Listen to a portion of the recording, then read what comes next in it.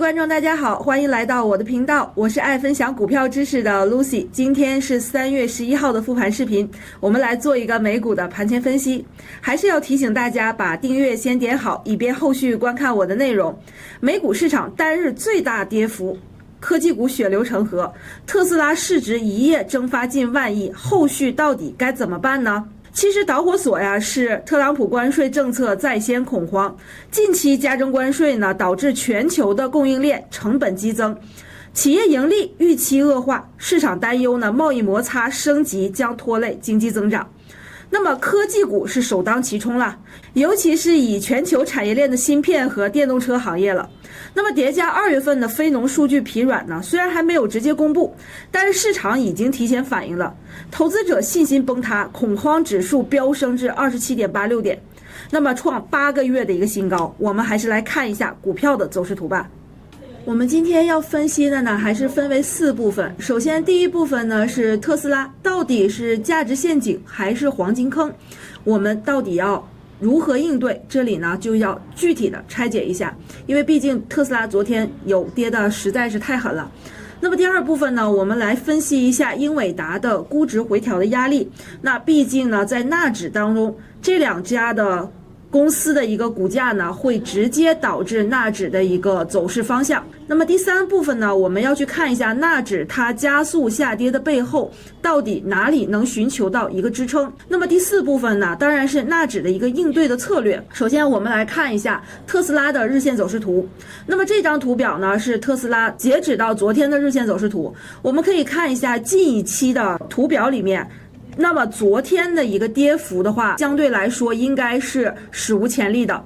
所以说在这个过程中啊，我们也要具体的去剖析一下特斯拉到底是因为什么。那首先呢，我们从基本面来看的话，它现在的股价呢，基本上是处于一个腰斩的一个位置了。那么之前呢，它的最高点啊是488，那么当下呢收盘的话在220左右。我们来算一下股价啊，基本上是已经腰斩还有多余，腰斩的话是240啊，昨天已经是超跌的一个状态。其实呢，特斯拉自身呢面临了很多这个就是利空啊，比如说它的业务像充电站被烧啊、展厅遭枪击等等，还有一些暴力事件频发，再有就是全球电动车竞争的一个加剧。那中国车企的份额持续上升，那产能与供应链问题呢也是悬而未决。但是我们可以看一下人家具体的这个基本面出现了问题，但是股价也真的是腰斩了。所以在这个过程中，我们要看一下特斯拉真的有那么多问题吗？那么在当下到底有没有资金去参与呢？我们可以通过几个方面来看。首先呢，我们要去看一下筹码峰。在这个下跌的这个过程中啊， Lucy 从这个预测啊股价282一直到当下股价已经跌穿了240啊，来到了220这个位置。实际上在这个过程中一直都是有这个资金参与的，也就是说其实是有机构在捡便宜筹码，这是第一点。那么第2点呢，为什么昨天出现了一个放量的一个下跌？那么这个放量的话，这个量到底从哪里来的？ Lucy 在内部课程有讲过，这种成交量呢，一定是先有人卖，而后才有资金能买得到。所以这个放量，而且是一个倍量的一个下跌。那么这个过程中，到底是谁在这个位置去愿意卖出？那我们说特斯拉的股价呢，它不是一天跌下来的，它是在这个过程中基本上还有反复。那么我们就想问一下，什么样的人在400的时候不卖，300的时候不卖，他会在200的时候去卖？所以这个过程啊，应该是有机构的一个爆仓啊，有机构一个爆仓。当然呢，这里啊，只要爆仓的话，出来的就是带血的筹码，带血的筹码就不乏有资金去接盘。所以在这个过程啊，为什么它一直有资金的一个参与，就是这样得来的。所以我们可以看到，它目前呢是一个放量下跌，实际上对于我们技术面来看的话，特斯拉是一个机会来的。那么在这个过程，我们知道机构如果爆仓的话，那这个位置将会有很多的一个筹码释放出来。那么在这个过程，如果说有对特斯拉公司的一个研究的话，我们就知道，那么它其实在各个方面、各个领域里面都是一个头部的一个存在。所以在这个过程中 ，Lucy 不看空特斯拉，虽然它的股价啊越来越低，那么在这个过程呢 ，Lucy 认为是机会啊，目前为止非常非常大的一个黄金金坑。这个就是我们为什么要去看特斯拉。在这个过程啊 ，Lucy 也不是说盲目的，它真的出现了220，我们就赶紧去抄底。那么这里呢，没有技术分析出现的话，不符合我们抄底的一个标准。那此前呢，我们在这个位置提示过参与的一个机会，但是我们是平盘出来的。那么它跌破了之后呢，又向下寻求一个支撑。那么在282的时候 ，Lucy 第二次提示参与，但是很不幸啊，它在这个位置又跌破了。所以这一次的话，我们一定要看好一个拐头的一个机会，那我们就去盯它的一个机会。那当然啊，昨天这个下跌呢 ，Lucy 也是看到了啊，我们可以看一下。那么它在下跌的过程中，这是市场给的一个情绪，所以说我们不要回避，不要逃避，要直面的去看问题。那么特斯拉在此轮下跌的过程中，那我们知道它的一个股价已经腰斩了，那当然是机会。它下跌的过程中，我们也要顺势而为，这个是不违背我们的一个技术分析的。那既然顺势的话 ，Lucy 就不得不提到昨天的一个 buy put。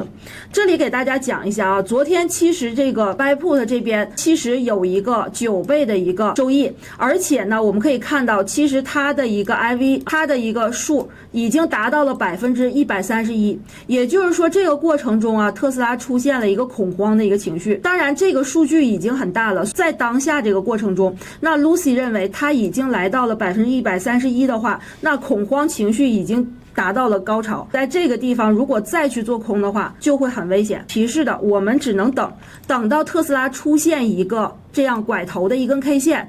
是什么样的呢 ？Lucy 画一下啊，在这个过程呢，我们如果啊还是一样的出现一根阳线，它能出现止跌反弹。当然，我们知道现在当下我们不能完完全全用技术面来分析了，但是我们可以看到资金的选择是如何选择的，所以我们从 K 线上是能看得出来的。那么它要如何选择才能让我们去抄底呢？抄底的机会在哪里？就是这样的一个组合 K 线组合，也就是说这一根阳线把前一天的这根阴线盖过去，这样才算是一个机会。肯定会有小伙伴问了，如果啊像上次一样这个位置出现了，但是呢后续还是会下跌怎么办？那我们也不能失去这样的一个参与的机会，宁可我们用少量的一个仓位去参与，少量的仓位去博反弹，这样的话我们是不会错过机会的。这是 Lucy 看到了特斯拉的一个机会。那么这是特斯拉的一个分析。这张图表呢是英伟达的日线走势图，我们来看一下英伟达。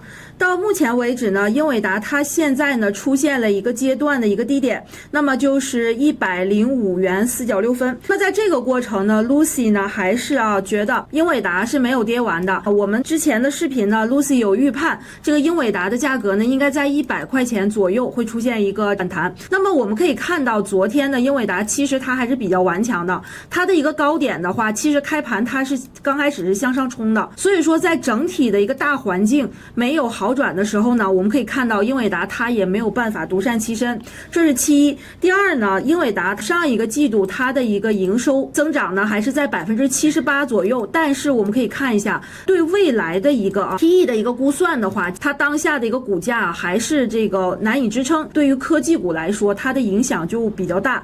那么在这个过程呢 ，Lucy 认为从技术面上英伟达还没有跌完。那么我们可以看一下此前它的一个走势呢，这一天的一个大阴线还是比较大的，但是它第二天出现了一个反抽呢，并没有过掉这个阴线的一个1/2的位置。那么这是我们技术方面重要的一个看点。那么接下来呢，它又出现了一个下跌。那么在这个过程中，它的一个反复呢是非常折磨人的，而且反抽的一个力度我们可以看到，你要拿捏不准这个走势的节奏的话，那会左右打脸。所以在这个过程中，我们可以看一下这一天它还是没有突破过它的1/2的位置。在这个过程中，那我们会想，昨天它的一个下跌幅度也很大，那么在这个过程如果真的再出现一个反弹的话，你还敢去吗？这是第一次，这是第二次，那么有再一再二，还能有再三吗？所以在这个位置呢 ，Lucy 还是建议大家不要去轻易的去博反弹。那么这是对英伟达的一个判断。那接下来呢，我们再说一下另外一个理由，也就是说 Lucy 用到自己的一套分析模型。那么在这个过程中，我们可以看到昨天的一个股价的话，它的 MACD 也就是这个红色的柱子，它还没有减速，就是说它在一个惯性的下跌的过程中，它还有向下的一个空间。除开股价我们的预测100以外，如果它没有出现一个反包的阳线，并且拐头向上的话，我们还是不能去参与英伟达的，这是我们的一个判断。那 Lucy 这里呢是用到了自己的一套分析模型来给大家讲解的。那有喜欢 Lucy 技术分析的朋友们呢，可以给 Lucy 点一个订阅，成为订阅粉丝。那宠粉福利啊，当然少不了。那么 Lucy 准备的小礼物送给大家，就是这一套精心整理过的独家的3金共振战法模型。也就是说，我们刚刚用 MACD 判断的这一个分析，就是来源于这个方法。那么可以帮助大家呢和 Lucy 一起去观察美股的走势。那么本周 Lucy 团队的老师们还准备了内部的直播教学，想要技术分析更进一步的同学们呢，也可以找助教老师报名参加学习。那么报名的方式呢，就是在视频下方的这个评论区置顶链接里面有一个蓝色的这个链接，这里面可以加到助教老师的联系方式。那么给助教老师呢发送2个字的口令，就是礼物礼物2个字，你就可以领取到了。首先我们的一个重要指标的话， Lucy 这个 MACD 呢是比平时的指标呢反应会快一些，你还可以去参加我们本周的一个课程。那么这就是给到大家的宠粉福利。那么接下来呢，我们再看一下英伟达的一个周线。那么周线的话，其实也是能反馈出来当下的一个趋势的一个存在，说为什么 Lucy 不让大家抄底。那我们来看一下周线的一个 K 线，接下来这是连续的一个3周的走势，我们可以看到它连续3天都是阴线，而且它的跌速呢是很快的。在上一周的时候，它就已经跌破了这根紫色的趋势线。那么在这个过程的话，跌破趋势线，其实呢它的一个趋势就属于拐头了，它这个原有的趋势不在了。原有是什么趋势呢？原有它是一个上升的一个趋势。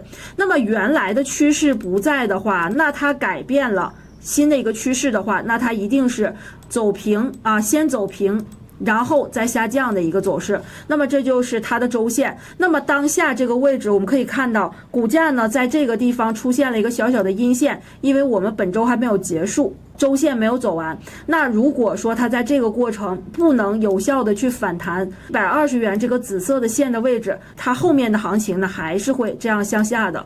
所以说英伟达的一个走势的话，我们还是要谨慎再谨慎。因为此前呢它是连续的一直是上涨的一个走势，我们可以看到它从来没有触碰过这根紫色的线。1个月前它其实已经来到过这里，但是呢被强势的拉升。那么这个过程呢应该是 DeepSeek 出现的一个位置，所以说这里就是给了我们的一个警示。那么英伟达的一个走势呢，从周线来看的话还是不能参与的。而且我们可以通过 MACD 也来去看一下它的一个零轴在这里，也就是说它的快线已经下穿到了零轴下方，也就是进入到了一个水下弱势的一个位置。所以在这个过程中呢，对英伟达呢保持一个看空。那么这就是对英伟达的一个分析。那么接下来呢，我们就要去看纳指了，因为纳指在这个过程连续的出现阴线，没有停歇过。所以在这个过程呢，我们也看到昨天其实盘前的时候就已经出现了一个跳空的一个下跌了，我们就要有一个警醒，就是它在盘前的时候就出现了一个跳空，这是为什么？其实呢就是预示着当天的一个走势呢是一个向下的。此前 Lucy 有预判说它在17500点，我们内部讲课的时候是让大家做好过准备的，但是呢上一个周的周五呢，它是已经被拉起来17700点之后拉起来的，所以说还差200点。那么 Lucy 也在思考这个问题，它没打到位置，它真的会反弹吗？昨天给出了答案，它就并没有。所以说这个过程呢，我们还是不能轻易的去抄底。那么在左侧的一个下跌的过程中，我们就不能轻易的去判断底部的一个来临。那么不能轻易的判断底部的话，那我们就不能去做拐头的一个抄底的动作。所以在这个过程呢，我们还是要谨慎。即便是它出现了这样的一个组合，但是它并没有说这个继续的一个拉升，关税的影响，包括这个降息的一个预期，到底能不能能执行，这还是一个关键判断的一个关键点。那么我们来看一下 MACD 啊，这里为什么要去看 MACD？ 这里的这个红柱是速度。如果说它还在加速下跌的话，那它在这个位置的话，肯定还不是一个低点。那么我们来看一下它下一个防守位呢，那我们从17500点的话，那么当下它这个惯性，一个是缺口，一个是下跌的幅度，那么叠加在一起的话，那它有可能去到17000。所以说当下呢，大家要做好这个应对的策略。我们再来用纳斯达克周线来去看一下，那么周线的话现在比较明显了，接下来呢这一周就已经出现了一个死叉向下。那上周的话就来到了18000点的这个支撑位。当然呢 Lucy 认为啊，在这个过程呢它会出现一个修复，但是没想到啊，资金它是选择一个流出，资金选择流出的话不计成本的去抛售，昨天啊就出现了一个向下寻求支撑的一个位置。但我们从这个周线去看的话，我们看不到它的一个支撑，那么短期来看是17500点，但是现在目前的一个下跌的速度的话，它真的能支撑住吗？显然不能。那我们刚刚预测呢，它是17000点啊，17000点这个位置，所以我们呢寄希望于这个关税呢它会延迟或者取消，这个是一个大的一个背景。那另外呢 Lucy 此前有提到过啊，如果说真的是一直向下的话，那我们也不能坐以待毙。那有什么样一个方法能让我们更进一步的去参与到这个市场当中，能对冲一下我们的一个这个风险？那么做空的话也不是不可以。但此前呢，我们有提到过 SQQQ 这个方法，那么我们也可以看到，其实呢它的 K 线还是一直向上的。我们只从 SQQQ 的 K 线走势呢也能看出一些端倪。首先呢，我们来看一下啊，它的一个走势基本上都是一个三连阳啊，三连阳之后呢回踩这个短期的一个均线，然后再接着阳线，沿着白色的这种短期的均线啊去上行。而且昨天呢是出现了一个跳空缺口，所以也是相对应的啊，纳指出现了一个跳空向下。那么在这个过程中，我们也可以看到 MACD 的话，它是一直是绿柱变大，不断的变大，而且它穿过零轴啊，穿过零轴，所以在这个过程呢，它还是一个向上的。也就是说，大家可以用什么？用 SQQQ 来对冲纳指的一个下跌。现在 Lucy 有预判说纳指它还没有跌完的话，那么它再继续向下，那你说 SQQQ 能不能买呢？你可以评论区告诉我。短期风险呢，就是关税的政策和经济数据最为关键了。就业市场如果进一步恶化的话，坐实了衰退预期，那纳指可能下探17000点的一个支撑。关税战再持续的话，科技股盈利预期继续下修。一旦出现3月可能出台的减税政策，那就是短线反弹的一个催化剂了。持仓的朋友们呢，避免盲目割肉；持币的朋友可以分批布局纳斯达克100 ETF 了。今天咱们的分析就到这儿，明天见喽，拜拜。